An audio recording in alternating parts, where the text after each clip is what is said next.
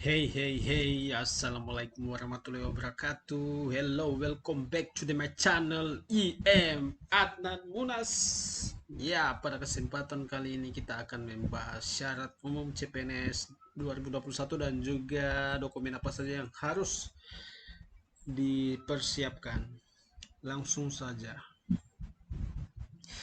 Ya, menurut pasal 23 Peraturan Pemerintah Republik Indonesia Nomor 11 Tahun 2017 tentang manajemen pegawai negeri sipil, pada dasarnya setiap warga negara Indonesia dapat melamar sebagai PNS apabila memenuhi persyaratan. Jadi masih mengacu pada Peraturan Pemerintah Nomor 11 Tahun 2017 tentang syarat umum ya. Ini yang pertama, minimal berusia 18 tahun dan maksimal berusia 35 tahun saat melamar. Ya, melamar pekerja, melamar CPNS ya, bukan melamar gadis. Ya, jadi jika Anda kategori dalam umur 18 sampai 35 ini, maka Anda berhak untuk mengikuti tes CPNS. Oke? Bagi yang berumur tidak ada di kisaran ini, maka mohon maaf saja tidak bisa mengikuti tes CPNS. Yang kedua, tidak pernah dipidana dengan pidana penjara berdasarkan putusan pengadilan yang sudah mempunyai kekuatan hukum tetap karena melakukan tindak pidana dengan pidana penjara 2 tahun atau lebih. Ya, jadi seperti itu yang sudah pernah dipenjara karena melakukan tindak pidana dengan pidana penjaranya 2 tahun atau lebih, itu mohon maaf tidak bisa juga mengikuti tes CPNS. Lanjut yang ketiga, tidak pernah diberhentikan dengan hormat atas permintaan sendiri atau dengan hormat sebagai PNS, prajurit Tentara Nasional Indonesia, anggota Kepolisian Negara Republik Indonesia, atau diberhentikan tidak hormat sebagai pegawai swasta. Ya, maksudnya dia tidak pernah diberhentikan sebagai anggota PNS, polisi atau TNI dengan tidak hormat maupun dengan hormat, pokoknya tidak ada hal-hal yang demikian.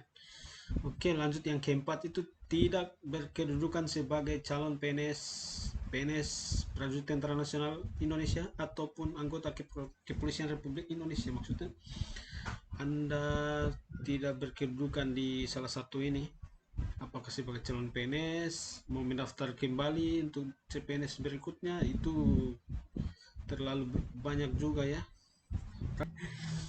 Jadi cukup satu kali saja. Bagi prajurit TNI juga sudah ada jabatan, anggota kepolisian juga, jadi tidak perlu lagi mendaftar CPNS. Lanjut.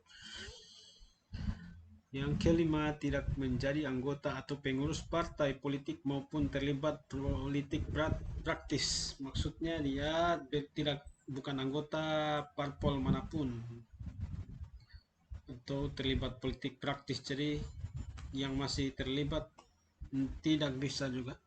Yang keenam, memiliki kualifikasi pendidikan sesuai persyaratan jabatan yang dilamar ya. Jadi kualifikasi pendidikannya artinya sesuai dengan jabatan yang dilamar nantinya. Misalnya Anda sebagai guru sarjana ekonomi mau melamar di guru matematika, itu kan tidak bisa, tidak sesuai. Jadi sesuai ekonomi dengan ekonomi, matematika matematika. Oke, yang ketujuh, sehat jasmani dan rohani sesuai kualifikasi jabatan yang akan dilamar. Ya, misalnya di sana nanti ada disabilitas, ada yang non disabilitas, disabilitas khusus untuk yang disabilitas, yang non disabilitas itu yang sehat, itu nanti dibedakan nantinya, jadi Anda hanya sesuaikan. Yang berikutnya, bersedia ditempatkan di seluruh wilayah negara kesatuan Republik Indonesia atau negara lain yang ditentukan oleh instansi pemerintah. Nah, ini maksudnya kalau di kementerian itu biasanya memang begini, para pelamar harus siap untuk ditempatkan di seluruh wilayah Indonesia. Beda dengan misalnya kita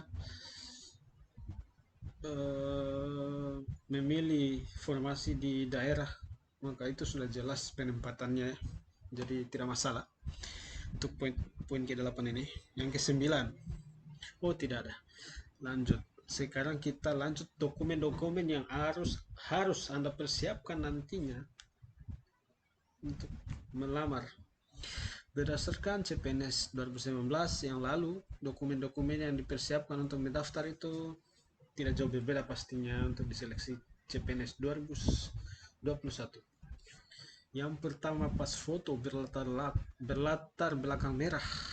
Nah, ini silakan Anda berfoto. Mulai dari sekarang persiapkan foto-foto terbaik Anda dengan latar merah nantinya. Yang kedua, swafoto dengan KTP dan kartu informasi akun. Ini nantinya digunakan untuk mendaftar diupload di sistem akun SSCASN nantinya. Jadi swafoto itu kita berfoto dengan memegang KTP kita sendiri dan juga kartu informasi akun. Itu namanya swafoto. Yang ketiga, KTP atau surat keterangan kependudukan dari Dinas Kependudukan dan Catatan Sipil. Ini maksudnya kalau Anda memiliki KTP, gunakan KTP asli. Jadi kalau yang belum mempunyai KTP bisa menggunakan surat keterangan. Yang keempat itu ijazah terakhir Anda digunakan sesuai kualifikasi formasi yang dipilih, kemudian transkrip nilai juga. Yang keenam, surat lamaran itu biasa ditulis tangan.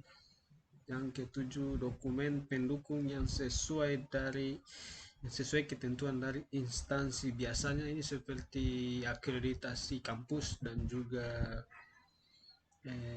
ada biasanya dari Forlap Dikti, itu adalah catatan pendidikan kita. Itu nantinya dokumen-dokumen pendukungnya. Terima kasih.